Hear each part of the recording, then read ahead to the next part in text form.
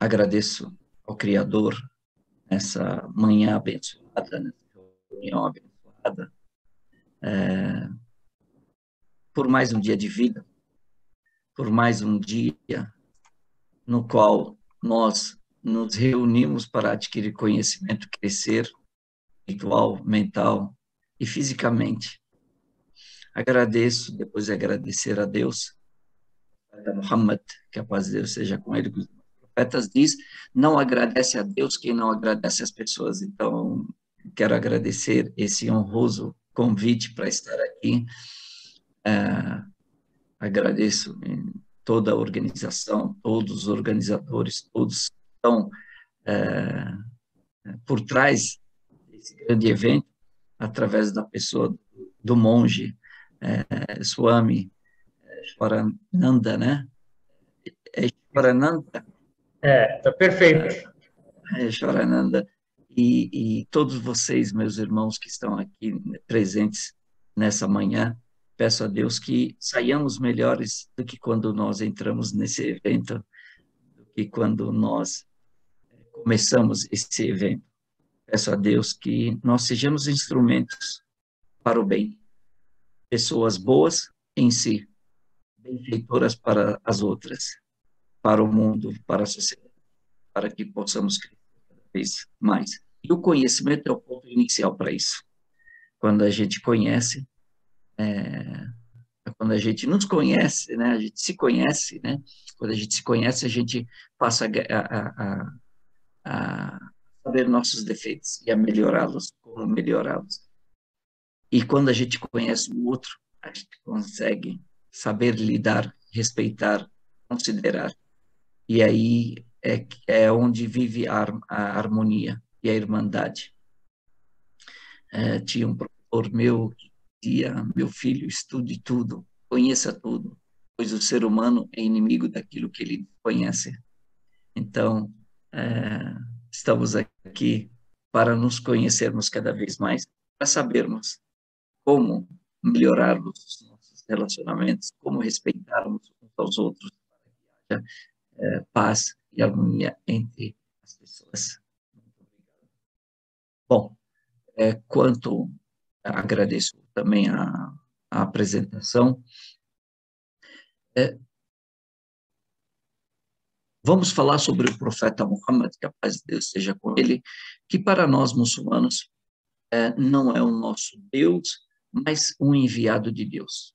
Deus, ao criar o ser humano, ao criar os anjos primeiro, depois criou Lúcifer, na nossa crença islâmica, certamente, eu queria aqui já me desculpar por algum mal entendido, ou se alguém se ofender, não é essa a intenção. Estou falando da religião islâmica, capaz de eu, às vezes, pessoas discordam, né, de mim, e é normal, é comum, é normal, é bom.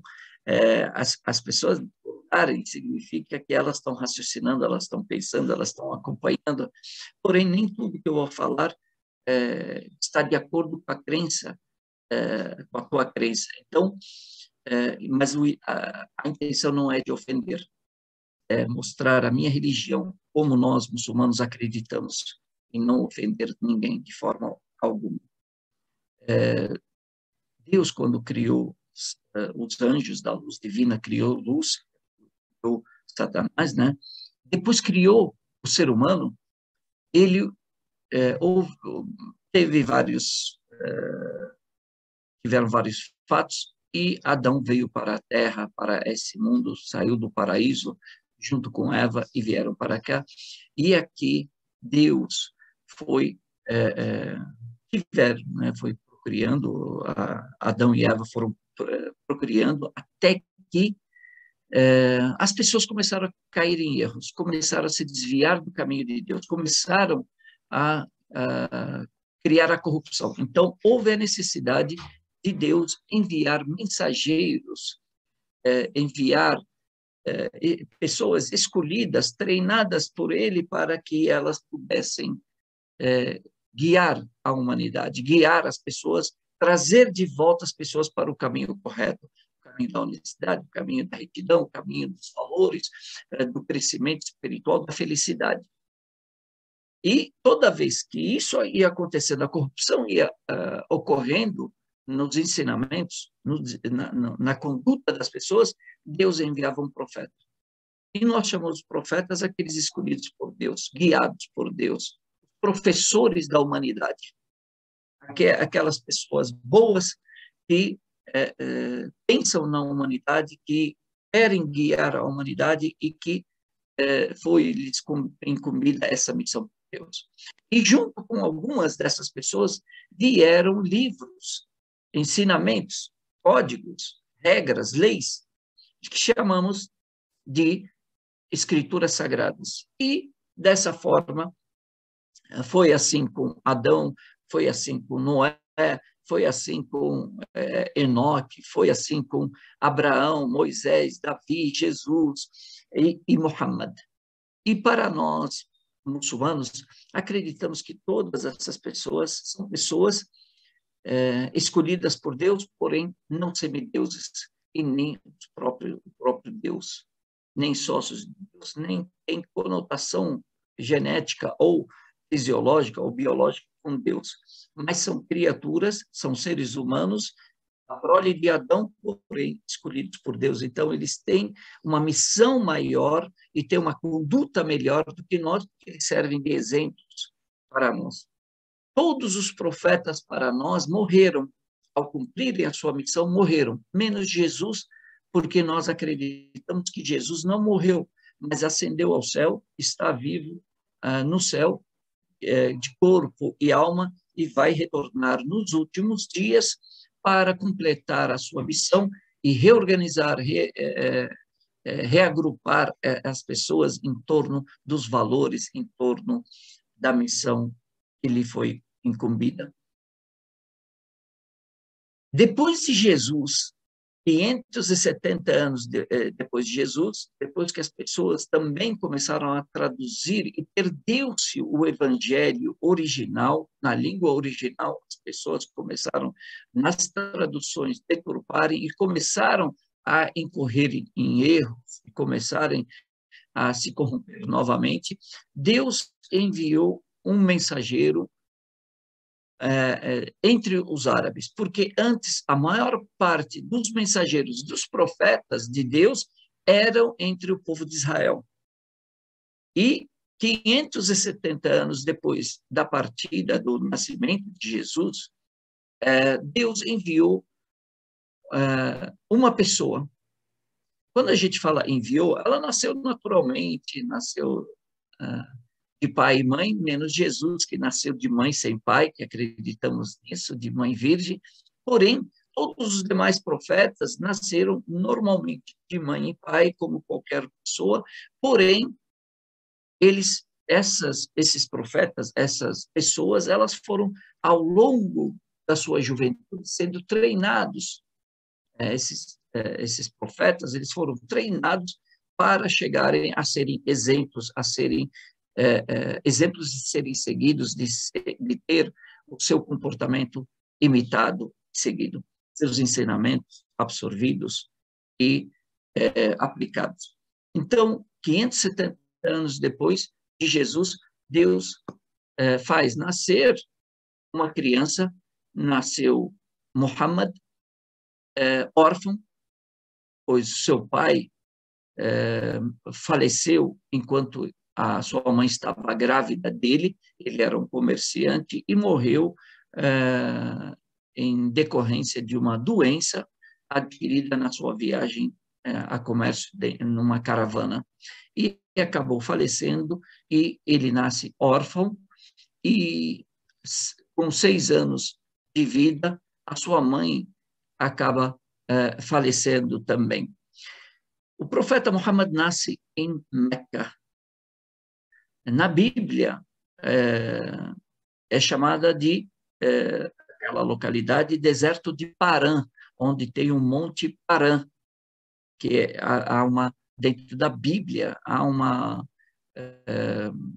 profecia que vem uma luz do Monte Parã. E hoje Parã é Meca. E lá nasce o profeta Muhammad em 570 da era cristã e nasce órfão. Com 6 anos a sua mãe morre e a sua guarda passa para o seu avô paterno, que vai criá-lo até os 9 anos e aos 9 anos seu avô também falece e passa a sua guarda passa a ser do seu tio paterno, irmão do seu pai, Abu Talib, que vai cuidar dele, zelar por ele, ensiná-lo comércio e vai cuidar dele como seu próprio filho. E o profeta Muhammad, ele continua uma pessoa comum, jovem comum, porém ele nunca havia uma inquietação dentro dele, porque o seu povo era politeísta, tinham vários deuses e ele não concordava com aquilo. Então ele buscava sempre onde refletir, onde está o meu Criador. Eu sei que não são esses o meu Criador, nenhum deles é o meu Criador, o meu soberano, o meu sustentador. Então ele evitava a idolatria, mas era um jovem comum. Até os 40 anos, essa inquietação foi aumentando cada vez mais, e essa angústia dentro dele de buscar onde está o meu Criador, qual que é a minha missão na Terra, e acredito ser de muitos de nós também, né? Quem sou eu? O que estou fazendo aqui? Para onde eu vou? Qual que é a minha missão nessa vida? Né? Então, ele começou a fazer retiros espirituais, retiros, se afastar da prática da prática de adoração ou de idolatria do seu povo. Ele se isolava por dias, ele se isolava e numa caverna. E lá ele ficava refletindo, olhando para o céu, falando com um ser superior, ele não sabia quem era, porém, ele fazia essa reflexão até que, ao completar 40 anos, vem um ser, que é o anjo Gabriel, que é o incumbido para nós, monoteístas. O anjo Gabriel é aquele incumbido de trazer a mensagem para os profetas, que trouxe as boas novas para Maria, que é o incumbido por Deus de trazer a revelação de Deus aos seus mensageiros e profetas. Então, vem o anjo Gabriel na sua fisionomia normal, né, comum, real, e aqui lhe entrega, ele o abraça e diz para ele ler. Porém, o profeta Muhammad não sabia ler, ele não sabia, ele era analfabeto, não sabia ler nem escrever. E aqui, ao ser abraçado por esse anjo e solto, o anjo dizia para ele ler, e ele dizia, não sei ler, por 3 vezes, e depois começou a ser revelada o primeiro versículo, a primeira aia, né, que é versículo, o primeiro versículo do Corão Sagrado, ler. Por isso que a religião islâmica, para nós, a base dela é o conhecimento, pois a primeira ordem revelada por Deus, de acordo com a religião islâmica, ao ser humano, ao profeta Muhammad, do Alcorão Sagrado, é ler, busque o conhecimento. Em outro versículo, Deus diz, saiba que não há divindade além de Deus. Então, para chegar à unicidade de Deus, para chegar à adoração verdadeira a Deus, nós devemos adquirir o conhecimento. E isso nos mostra também que a religião islâmica não é uma religião embasada em emoção, mas sim está embasada na razão, primeiro, no conhecimento. E depois do conhecimento vem a convicção, porque eu tenho conhecimento, através desse conhecimento, eu crio, né, eu passo a comparar e a chegar numa convicção, e a partir da convicção, que nós chamamos de fé, é que vem a prática, porque a convicção me faz acreditar que isso é o certo, esse é o caminho certo, e eu devo fazer essas práticas. E aí vem, depois da teoria, vem a prática. E a religião islâmica, essas duas coisas são inseparáveis. Não existe muçulmano não praticante. Tem que ser muçulmano e praticante, teoria e prática. A felicidade, ela é teoria prática. Ela é aquilo que eu acredito, aquilo que eu falo, e aquilo que eu pratico tem que estar em sintonia, em equilíbrio. E aí meus hormônios, minhas enzimas, todo o meu corpo estará em equilíbrio e vai produzir algo chamado felicidade, fé emocional. Portanto, a religião islâmica, a base dela é o conhecimento, e a partir de 613, 610 aproximadamente, existe uma diferença entre o ano lunar que nós seguimos e o ano solar que é seguido, que tem mais dias aqui no Brasil, no Ocidente.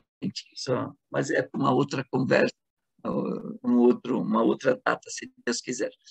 Então, Deus, ele vai revelando aos poucos, de acordo com os fatos, ao longo de 23 anos. Então, o profeta Muhammad tinha 40 anos quando começou a quando recebeu a mensagem de Deus, a revelação, e ao longo de 23 anos ele foi divulgando, ele foi recebendo essas mensagens de acordo com cada evento, e cada lei foi sendo revelada de acordo com cada situação.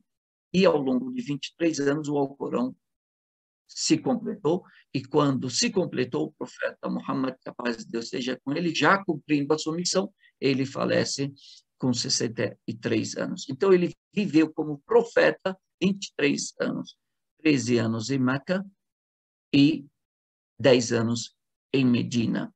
E o profeta, ele começa a sua mensagem, e como qualquer mensageiro profeta, ele começa a ser hostilizado no começo da mensagem, no começo da divulgação do seu livro, da divulgação desses valores, ele começa a ser hostilizado pelos seus próprios, pelos seus pares, pelo seu clã, pela sua família primeiro. Ele começa a ser hostilizado porque ele vem para transformar, ele vem para mudar o status quo, ele vem para quebrar os paradigmas, ele vem para mudar, resgatar valores, e as pessoas estão dentro da zona de conforto.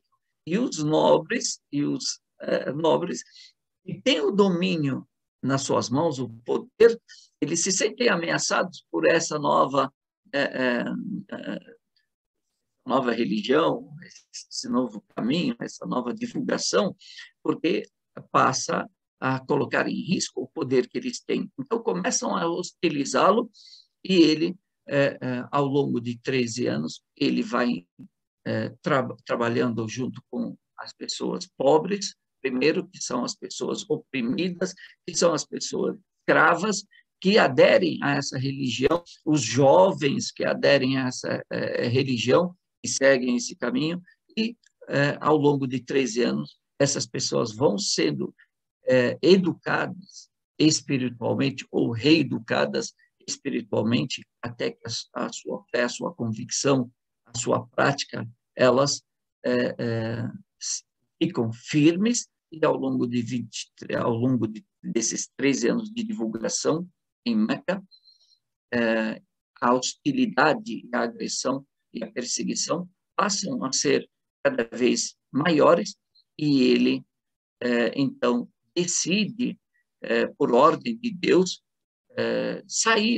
migrar, sair de Meca para ir para Medina, pois lá em Medina, o povo de Medina adere e faz um pacto com o profeta Muhammad de apoiá-lo e se tornarem muçulmanos e seguirem essa religião. Então, ele sai de Meca, hostilizado, perseguido, tinham até recompensa pela vida dele, né? E aí ele vai para Medina e é recebido, e lá, imediatamente, ele começa a criar, a construir a primeira mesquita na era islâmica, na era alcorânica. E lá se estabelece essa mesquita, e como a maior parte de Medina se torna muçulmana, ele passa a ser o governante dos muçulmanos. Então, lá passa a ser o primeiro governo islâmico.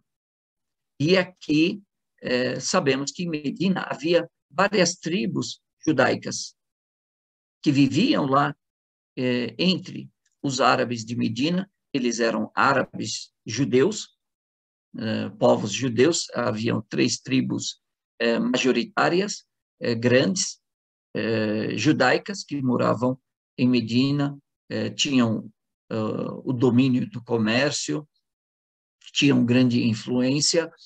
E quando o profeta Muhammad chega e o povo de Medina se torna muçulmano, então Muhammad passa a ser o governante dos muçulmanos e também de todo o povo de Medina, porque apesar dos judeus, das tribos judaicas, judias terem influência, ainda eram minoria em relação ao resto, né, aos não-judeus. E eles acabam se submetendo, porque eles fazem parte de Medina. Então, o profeta passa também a ser o governante deles. Então, o profeta Muhammad, que a paz de Deus seja com ele, por mais profetas, o que ele faz? Ele faz um pacto. E aqui é um dos primeiros pactos, se não for o primeiro pacto escrito interreligioso de liberdade religiosa, que é feito com essas 3 tribos. Ele chama os líderes, os rabinos, para fazerem um pacto de não hostilidade, um pacto de paz, de liberdade religiosa, e garante a eles todos os direitos religiosos, inclusive eles terem um tribunal deles, religioso deles, para que eles pudessem praticar a sua religião com toda a liberdade possível, inclusive as punições por qualquer transgressão que qualquer judeu pudesse fazer, era punido de acordo com a legislação judaica e pelos rabinos judeus, e não pelos muçulmanos, a não ser que houvesse algo que extrapolasse, que fizesse um crime contra alguém de fora de Medina. Aí é o governante que era responsável. A proteção por eles era feita pelos muçulmanos. Eles não precisavam servir o exército, eles não precisavam se abdicar da sua religião, abdicar dos seus preceitos, abdicar do seu comércio.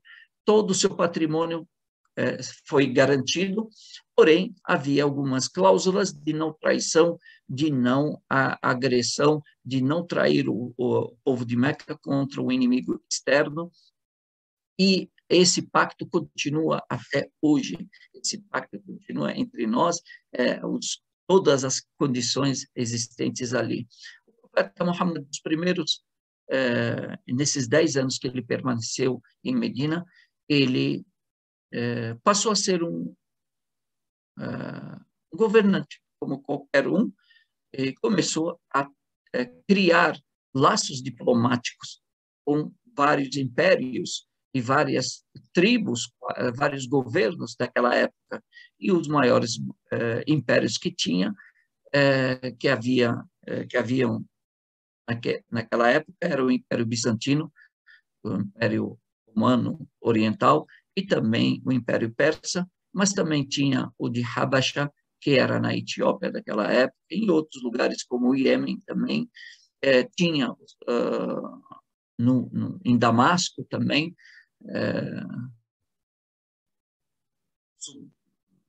um subgoverno do Império Romano. E o profeta Muhammad, que a paz de Deus seja com ele, nesses 10 anos, ele vai tentar estabelecer, criar um governo justo para todos, porém, há guerras, e ele também defende Medina, defende o governo islâmico de agressões, de agressores, e até que ele conquista a Meca, e quando ele falece aos 63 anos, ele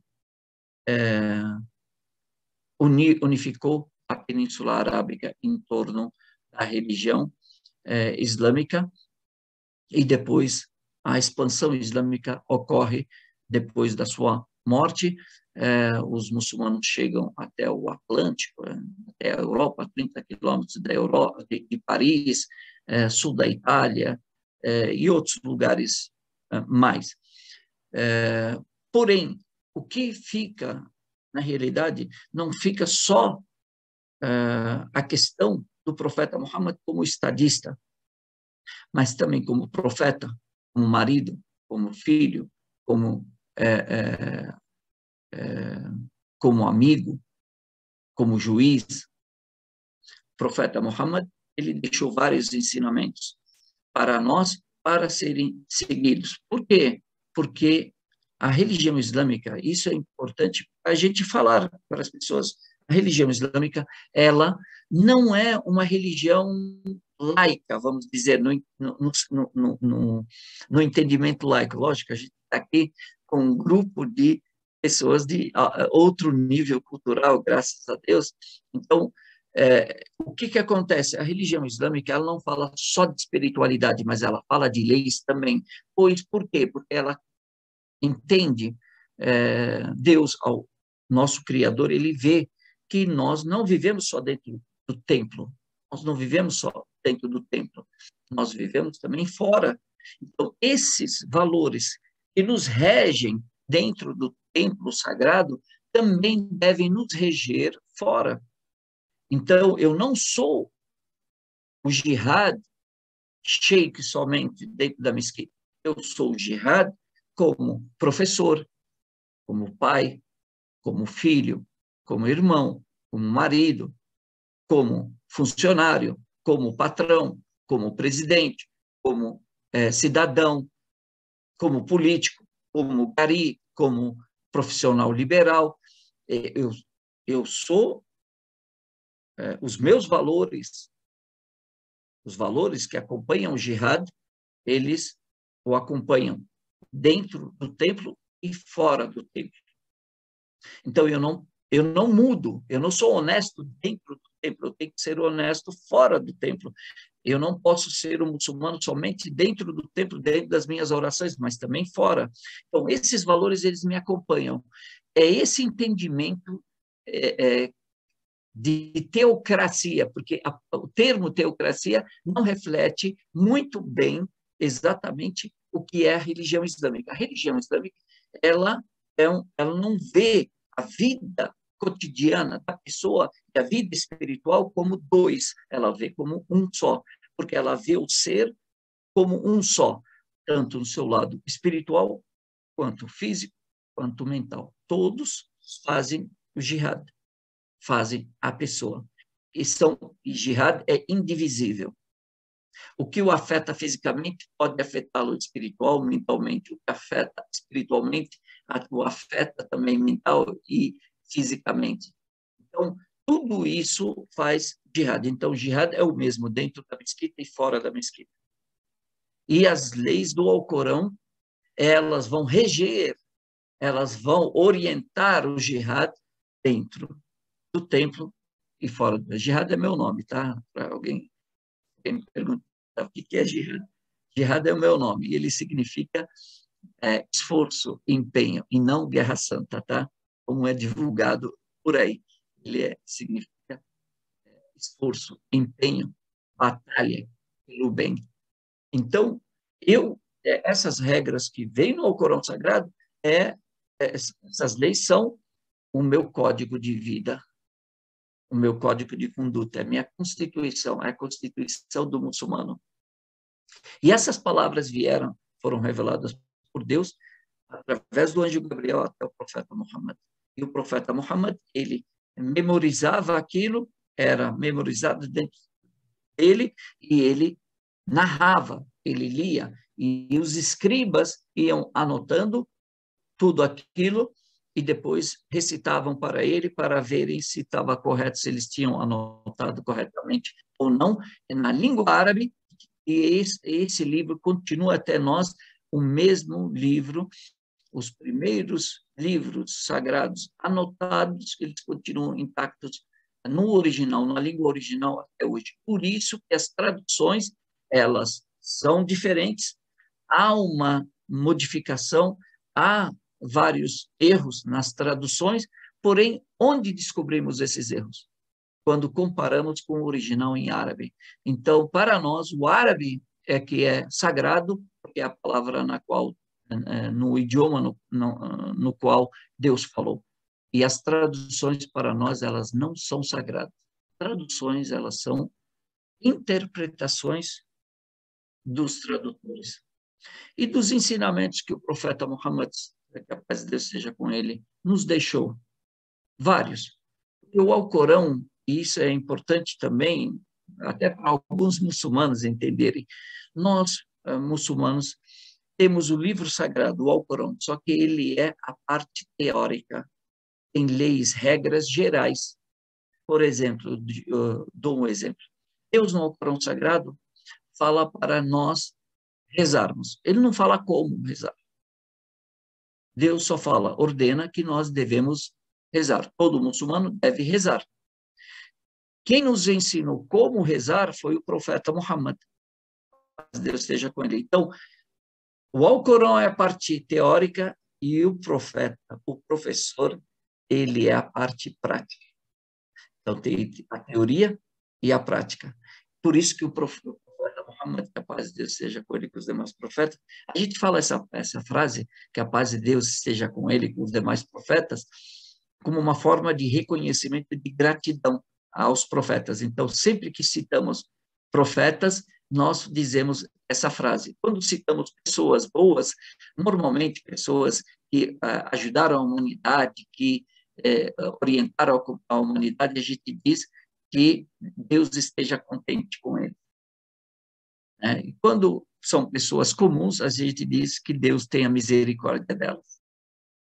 Então, o profeta Muhammad, os ensinamentos dele, ele diz, os profetas, os sábios, são herdeiros dos profetas. Os sábios, os estudiosos, os conhecedores, os eruditos, são conhecedores, são herdeiros dos profetas. Pois os profetas não deixaram de herança nem ouro e nem prata, mas deixaram o conhecimento. E quem adquirir desse conhecimento, adquiriu todo o bem da vida. Então, os profetas, o que eles são? São os professores. Por isso que ser professor é a profissão mais nobre sobre a face da terra. Porque o professor faz o que os profetas fizeram, que é guiar, orientar, iluminar o caminho das pessoas. Assim são os monges, assim são, têm o papel de orientar, de guiar, iluminar o caminho, explicar, dar o exemplo. E nós, como muçulmanos, seguimos as mensagens do profeta, os ensinamentos do profeta Muhammad, como explicação do Alcorão Sagrado. Nós acreditamos em todos os profetas anteriores a ele, porém, o profeta Muhammad, ele é o derradeiro dos profetas, ele é o representante dos profetas, ele acredita em todos os profetas anteriores. Então, quando eu digo, eu creio em Deus e creio no profeta Muhammad, eu estou dizendo, eu acredito que o profeta Muhammad existiu, acredito na sua mensagem e em todos aqueles que ele representa, que são os profetas anteriores a ele, os quais ele representa. É isso. Não que o profeta Muhammad seja um semideus ou mais que os demais profetas, mas a sua missão é a última missão. O Alcorão é o derradeiro dos livros, revogou os demais livros anteriores, as demais leis anteriores. E nós não somos maometanos, como muitos dizem, os maometanos, como se nós adorássemos Muhammad. Não, nós adoramos somente Deus. Muhammad é um ser humano, ele foi incumbida uma missão, ele a cumpriu e partiu, cumpriu ela, a cumpriu e morreu, e nós adoramos, continuamos adorando a Deus, porém seguindo suas orientações, suas mensagens e também o Alcorão Sagrado. E das mensagens que o profeta Muhammad, que a paz de Deus esteja com ele, com os demais profetas, ele nos ensina em todas as áreas, tanto na política quanto na medicina. Em questão de saúde, tem um livro chamado Medicina Profética. Nesse livro tem todas as narrações, todos os ensinamentos do profeta que ele diz sobre as frutas, os vegetais, os alimentos que nos beneficiam, como comer, como beber água, como fazer a nossa necessidade. Certa vez, uma pessoa na Europa, um sheik estava falando sobre o profeta Muhammad, e ele falou, aí você exagerou, falando para o sheik, né? E essa pessoa não era muçulmana, falou, agora você exagerou. O profeta de vocês ensinou tudo isso para vocês? Vai me dizer que ele ensinou vocês a fazerem suas necessidades fisiológicas. Aí o sheik falou, sim. Aí a pessoa ficou surpresa, ficou assim? Falou, sim, nos ensinou até a fazermos as nossas necessidades, como devemos fazê-las para termos mais saúde e podermos descansar, tirar essas impurezas do nosso corpo. E aí ele me ensinou que o que a medicina hoje, muitos médicos falam, né, que a pessoa, como se sentar, como fazer a sua necessidade, inclusive como tomar banho, como se lavar, começando pelo lado direito, depois para o lado esquerdo, lavar a parte toda para que não entre direto na água, que a água esteja morna, e tantas outras coisas, tanto que também o profeta Muhammad ele diz que um de vocês não ande com um pé calçado e outro descalço. Também desaconselhou as pessoas a tomarem sol numa parte do corpo e o sol não atingir a outra parte do corpo, para que uma parte não fique mais quente que a outra, e tantas outras coisas. Nos ensinou como dormirmos, nos ensinou como nos alimentarmos, bebermos a água em 3 goles, nunca de um gole só, sempre do menor para o maior gole. Nos ensinou também a orarmos, nos ensinou como até a educação sexual, ela tem no Alcorão e na Sunna, a gente chama Sunna dos ensinamentos proféticos, nos ensinou e disse sobre os direitos das mulheres. Há 1400 anos atrás, o profeta Muhammad falou sobre os direitos das mulheres, o direito delas, o voto, a terem voto direto, igual do homem, o direito delas a trabalho, o direito delas a casar-se com quem elas quiserem, o direito ao divórcio e o dever da educação, o dever da aquisição do conhecimento. O profeta Muhammad, que a paz de Deus seja com ele, com os demais profetas, diz: a busca do conhecimento é uma obrigação de todo muçulmano e toda muçulmana, todo muçulmano e toda muçulmana. Então, são direitos que foram garantidos há 1400 anos para as mulheres, para os trabalhadores, para todas as pessoas, pois ele não fala de si, mas é uma revelação que vem de Deus para ele e ele mostra na prática. Então, ele é o exemplo a ser seguido, assim como todos os profetas, todas as pessoas boas. A gente segue o exemplo das pessoas boas, o exemplo dos nossos heróis, o exemplo dos nossos professores, bons professores, das pessoas boas e ajudam a humanidade. É esse exemplo que eles deixaram para nós. o profeta Muhammad, ele trouxe esses ensinamentos. Tem um pensador, um diretor de peças, uma pessoa muito culta na história. Ele disse: se o profeta Muhammad, não é Bernard Shaw, acredito ser Bernard Shaw, falou sobre, classificou 100 pessoas mais influentes na história da humanidade, e o profeta Muhammad era um deles, mas uma pessoa culta, uma pessoa conhecida, disse: se o profeta Muhammad, se Muhammad, ele não acredita que ele seja profeta, nem, senão ele seria muçulmano, né? Ele disse: Muhammad, se Muhammad estivesse entre nós hoje, ele resolveria todos os problemas do mundo tomando uma xícara de chá. Nós sabemos que o profeta Muhammad, para aqueles que não acreditam que ele seja profeta, mas Muhammad, ele deixou muitos ensinamentos. Não foi uma pessoa comum, foi uma pessoa que deixou um legado, e esse legado ele atinge hoje 1,7 bilhão de pessoas, 700 milhões de pessoas, e mais do que isso, impacta os ensinamentos do Alcorão, ensinamentos do profeta Muhammad, que são as duas bases da jurisprudência islâmica. Essas duas fontes para o Islã são o Alcorão e a Sunna. A Sunna é a prática do profeta, os ensinamentos proféticos, a explicação do Alcorão. Essas são as duas bases da religião islâmica.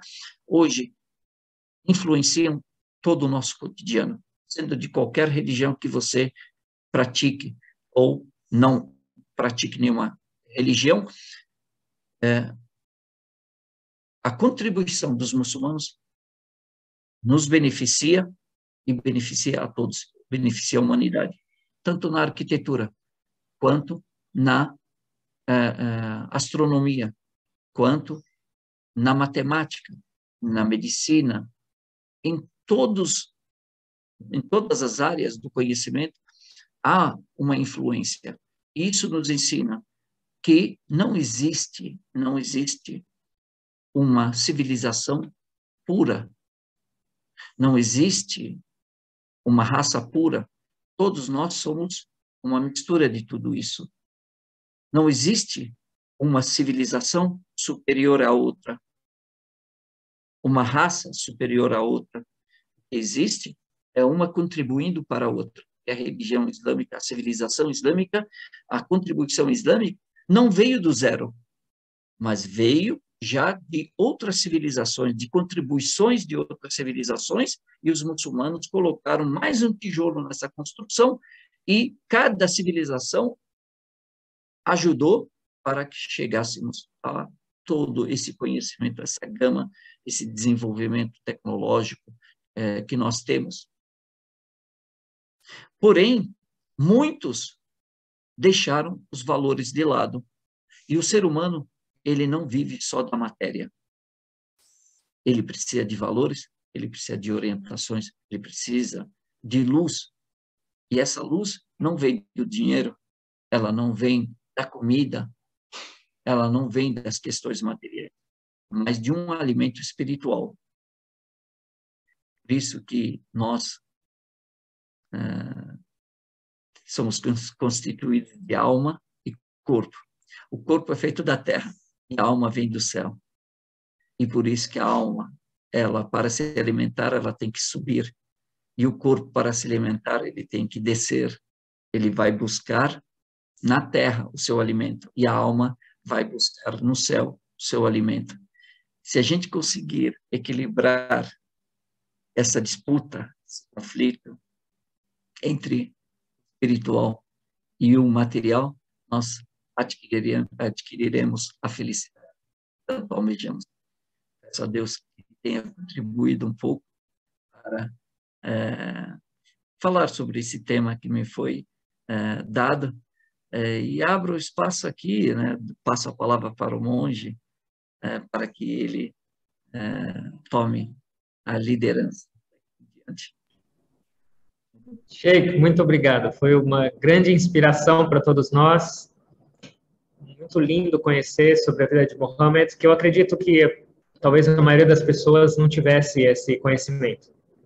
Conhecer que foi uma grande pessoa, um grande profeta é uma coisa, mas conhecer um pouco mais sobre a vida e sobre essa inspiração e sobre a contribuição é realmente inspirador para todos, eu tenho certeza. E o lindo também é vários pontos colocados pelo Senhor sobre ideais que vêm direto em harmonia com o que a gente acredita e sobre aquela parte sobre sempre que o mundo está em declínio ou está desequilibrado, Deus manda um profeta. Na nossa principal escritura, que chama Bhagavad Gita, tem um verso que fala exatamente assim. De tempos em tempos, sempre que a humanidade começa a declinar, eu mando um profeta para trazer de novo o equilíbrio, para eliminar o mal e para fortalecer o bem. Então, isso é maravilhoso. Deus está conosco e protegendo e junto. E um outro conceito também que é muito lindo é: não existe espiritualidade só dentro de uma mesquita, ou dentro de uma sinagoga, ou dentro de uma igreja, ou de um templo. Mas a espiritualidade tem que estar em toda parte. Nós temos que viver a espiritualidade. E isso, o nosso conceito, a nossa organização chama Kriya Yoga. E essas duas sílabas, Kri e Ya, significam esses dois. Kri é o trabalho, a atividade e o viver fora. E o Ya é a divindade e espiritualidade. Então, esses dois juntos, atividade com espiritualidade, conectando o corpo e a alma, é a nossa essência de Kriya Yoga. Então, é lindo a gente entender que a gente está tudo entrelaçado, a gente está conectados e unidos e buscando o nosso Criador. E uma outra coisa muito interessante, eu estou falando demais, na verdade as pessoas têm que perguntar e eu não falar, é esse respeito sobre o nome e sobre referir-se e citar os profetas. A gente aprende também na nossa cultura, os nossos mestres nos ensinam que você jamais deveria proferir o nome de um grande ser, de um grande mestre, sem o devido respeito e sem a devida consideração, porque isso é uma falta. Então, é muito legal essa consciência, pensar para falar e respeitar e se conectar. Então, eu agradeço muito por todas essas valiosas contribuições e por todo esse ensinamento. E eu gostaria de saber se as pessoas têm algumas perguntas. Tem uma pergunta aqui que foi no começo, se todas as pessoas podem entrar numa mesquita ou se é necessariamente a pessoa tem que ser muçulmana? Não, obrigado pelas palavras, monge. Não, qualquer pessoa pode entrar na mesquita, a casa de Deus, contanto que a pessoa entre com devido respeito em qualquer templo, né? Na mesquita, todas as pessoas são bem-vindas. Não há problema algum, pelo contrário. Muito obrigado. Sheikh, também tem uma pergunta. Qual o significado da prática de jejum para o muçulmano? Sim.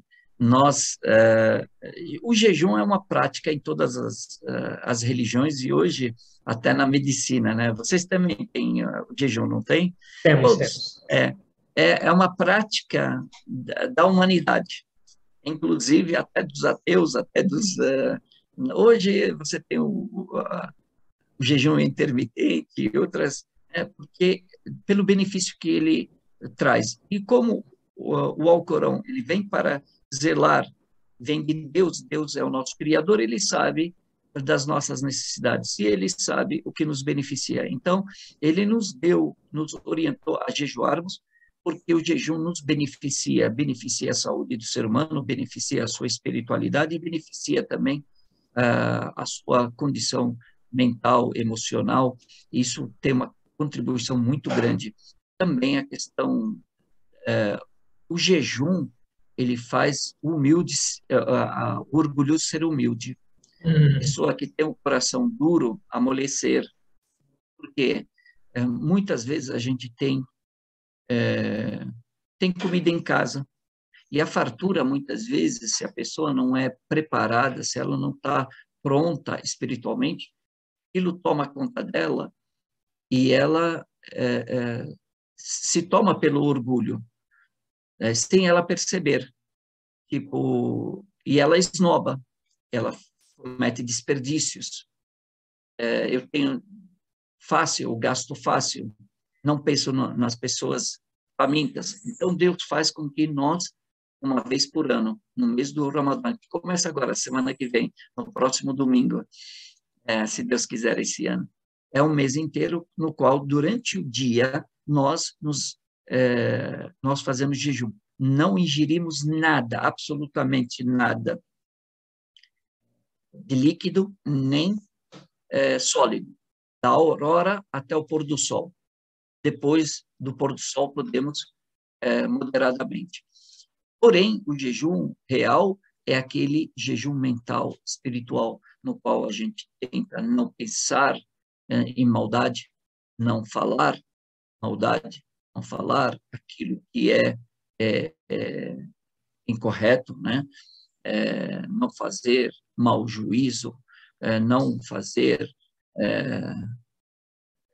ter más intenções, e nada mais do que a necessidade para nos fazer sentir o que o necessitado sente.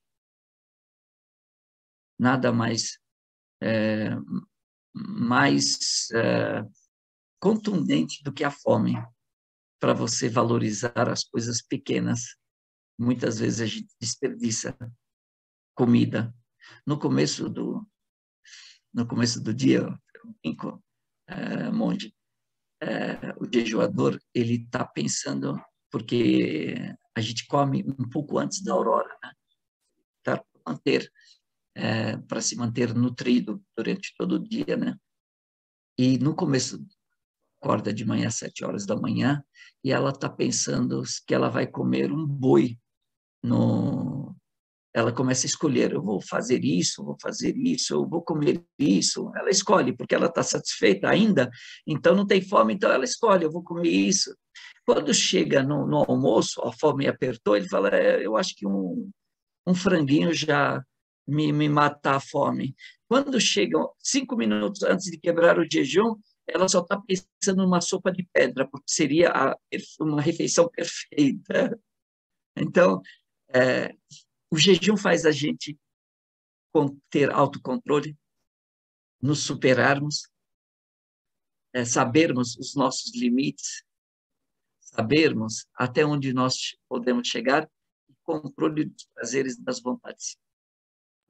Lindo, obrigado, Sheikh. E está todo mundo convidado para começar a jejuar também no Ramadã, para eu vou treinar um pouco.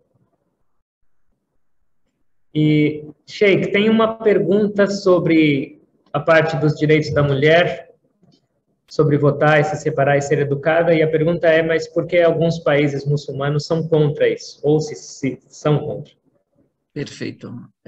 Infelizmente, o que eu falei aqui é o que a lei, a parte teórica, o que deveria ser, certo? O que todos os muçulmanos deveriam acreditar, praticar. Mas não são todos que fazem isso. O problema não está nas religiões, está nos seus seguidores. Porque eles têm o livre-arbítrio, e uns seguem corretamente e outros não. E outros seguem até a página 20, até onde seus prazeres, suas vontades deixam. Quando contraria as leis, contrariam suas vontades, aí fala, não, isso é muito difícil, isso eu vou deixar, esse eu pulo, eu vou para outra, mais fácil. E a religião, quando ela coloca esses obstáculos, são níveis para que você possa superar-se, para que você possa alcançar a felicidade. E, infelizmente, muitos países não praticam a religião como deveria, se dizem muçulmanos, mas não praticam muitas das regras islâmicas estabelecidas ali. E algumas delas são relacionadas aos direitos humanos. Eu não digo só as mulheres, porque o direito, né, vamos dizer, a quebra ou a restrição aos direitos da mulher, eles têm um apelo emocional grande, mas muitas vezes os direitos não são só das mulheres, são dos homens também. Né? Em países você não tem, ou nem o homem nem a mulher tem direito ao voto, por exemplo, ou ao direito de ir e vir. E isso não acontece só fora dos países islâmicos, isso acontece em países islâmicos. A ditadura não é um preceito islâmico, mas você vê em alguns países islâmicos. A agressão a outras religiões, isso não é um preceito islâmico, mas isso acontece. E como existe entre todas as religiões, você tem os bons e os maus. E todos eles dizem que são praticantes daquela religião. Então, por exemplo, aqui no Brasil, a maioria é cristã. As cadeias estão repletas, a maioria é de cristãos. E tem pessoas que rezam, tal, mas cometem crimes. Eu não posso imputar isso na religião, eu não posso culpar a religião. É a decisão da pessoa. Por isso que a gente separa. Então, eu falo que é a religião, que deveria ser o que todo muçulmano deve praticar. Porém, aí vem a reeducação da pessoa, a elevação espiritual dela, o nível dela, o quanto ela é séria quanto aquilo que ela alega ser, alega acreditar. Muito obrigado, Sheikh. Por isso que é muito esclarecedor e muito positivo e muito engrandecedor a gente ter conhecimento sobre de uma fonte fidedigna, como é o senhor, porque a gente tem mais clareza das coisas que a gente escuta e normalmente faz talvez algum tipo de julgamento e esse julgamento não é correto. Mas quando a gente recebe isso de uma fonte, isso traz muita clareza. Então, realmente a gente agradece. Obrigado. Tem mais uma pergunta. Se o senhor puder falar por favor, sobre as orações, o porquê as pessoas se voltam para Meca? Por que esse tipo de ritual? Perfeito. A oração dentro da religião islâmica, ela é ordenado, todo muçulmano é ordenado a se voltar a Meca, em direção a Meca. Para quê? Para unificar a direção de todos os muçulmanos. Significa que nós idolatramos ou adoramos a Kaaba ou a Pedra Negra, mas sim que nós estamos numa direção só. Quando nós estamos em duas pessoas ou mais, nós fazemos orações em conjunto, em congregação, e todos estão numa mesma direção. Se estiver na Lua, a pessoa vai se voltar para Meca, que é na Terra, então em direção à Terra, ao planeta Terra. E nós tentamos canalizar a nossa concentração numa direção só, com todas as pessoas estão rezando juntas numa direção só, que é uma forma de organização de todos os muçulmanos. Tem uns canais, vocês podem buscar, canal Meca ou canal Medina, Mesquita de Medina, pode colocar no YouTube, e tem ao vivo.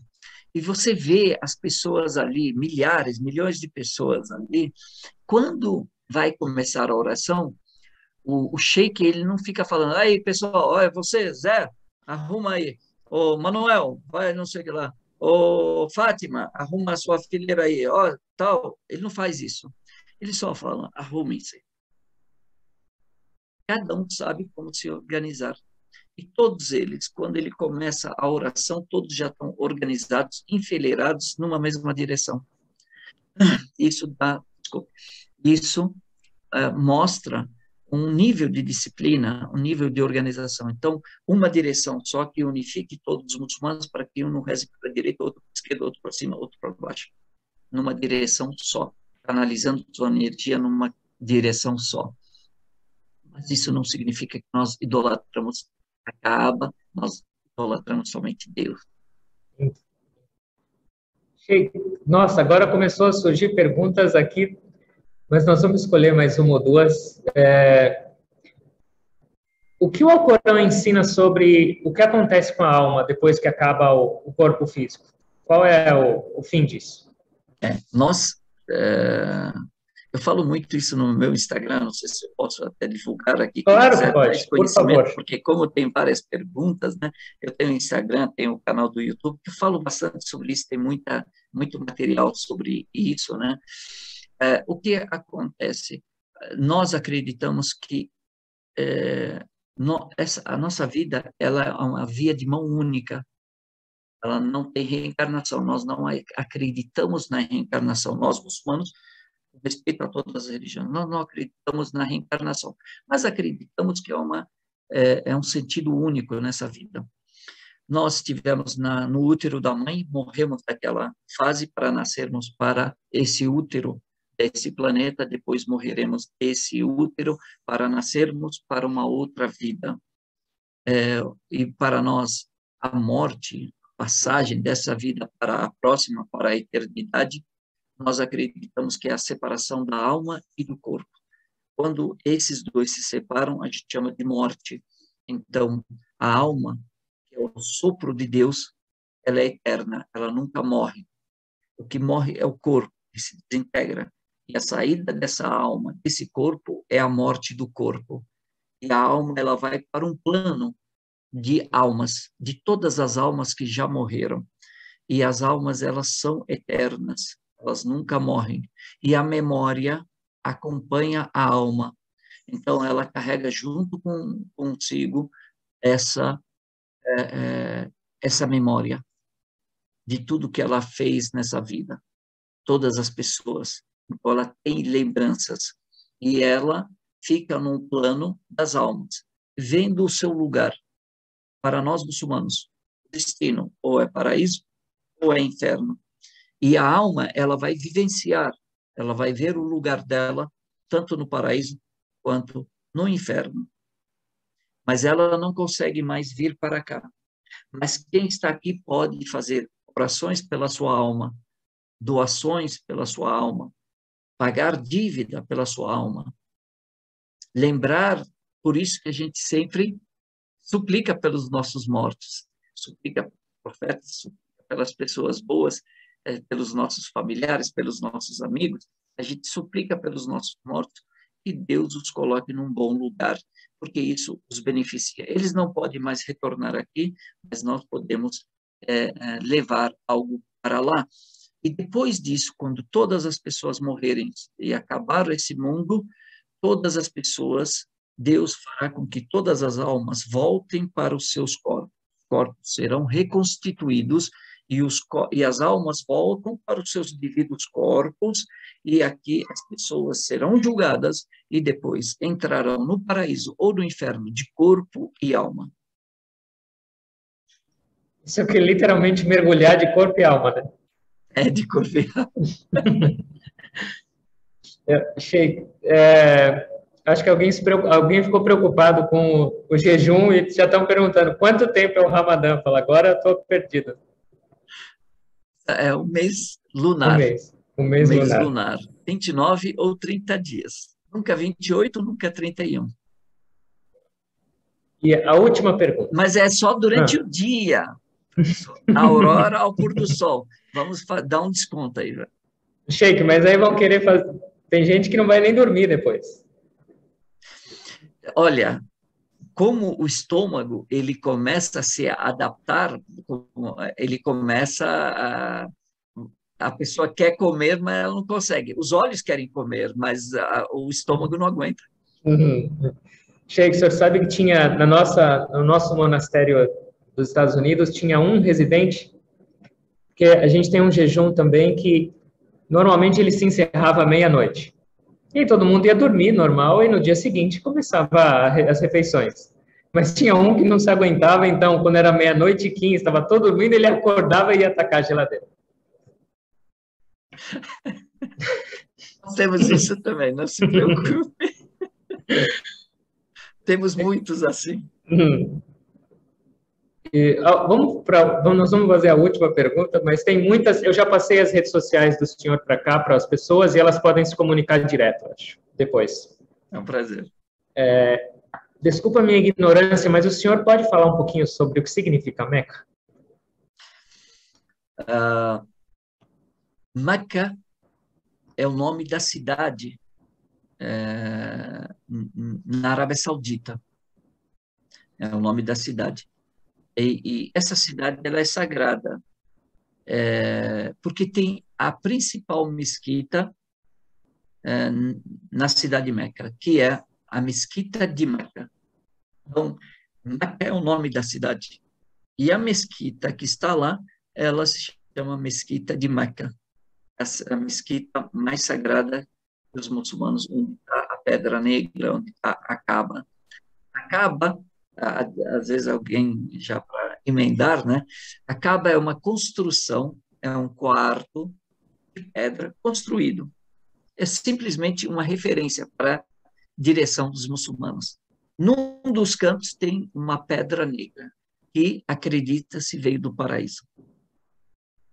Mas nós continuamos, repito, nós adoramos somente a Deus e não a Kaaba nem a pedra negra. Muito legal, muito bom. Então agora nós vamos só fechar os olhos um pouquinho. Por favor, todos vocês. Lembrar da nossa respiração. Deus continua nos mantendo vivos, respirando por nós, nos abençoando com oportunidades para crescer em conhecimento e transformar esse conhecimento em prática, espiritualidade na prática.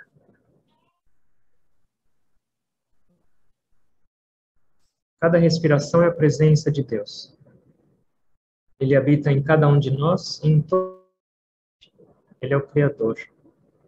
Ele é a nossa meta. Ele é o nosso caminho. Que possamos cada vez mais direcionar nossas vidas para uma única direção, para Deus. Que nossas palavras, nossas ações, nosso trabalho seja sempre um degrau ascendente em direção ao divino. Que o nosso conceito de familiaridade, de proximidade, cresça cada vez mais e elimine as barreiras, as individualidades, os conflitos.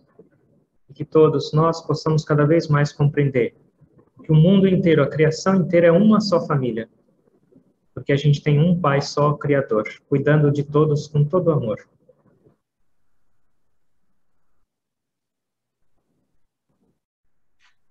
Orando a Deus e a todos os mestres, profetas e grandes sábios que trouxeram contribuições para o nosso existir, para que eles abençoem a todos nós em nossas vidas, para que eles abençoem grandiosamente e profusamente a vida de Sheikh Jihad, que hoje concordou em compartilhar conosco sua experiência vasta e sua devoção para trazer inspiração para as nossas vidas. Deus ilumine o caminho dele e que Deus ilumine o caminho de todos nós em cada passo. Que possamos nos tornar cada vez mais verdadeiros instrumentos nas mãos de Deus para compartilhar e contribuir para um mundo cada vez melhor. Tentando perceber essa presença do divino em cada um de vocês, em toda parte. Eu me curvo a todos vocês com gratidão.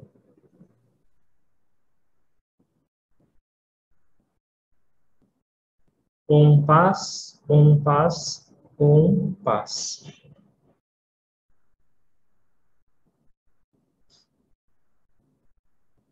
Sheikh Jihad, mais uma vez, muito obrigado pela sua inspiradora presença e participação.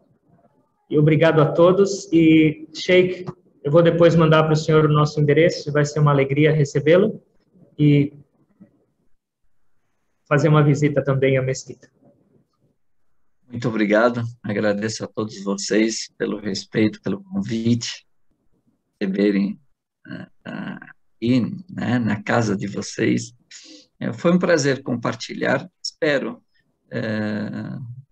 que possa ajudar mais ainda a esclarecer as perguntas que não foram respondidas aqui. eu estou disposto a respondê-las em outros canais. Fiquem à vontade para fazê-las e eu terei imenso prazer em responder. Muito obrigado, monge, e em seu nome agradeço a todos. Muito obrigado, que Deus abençoe Muito. a todos e nos guie. Amém.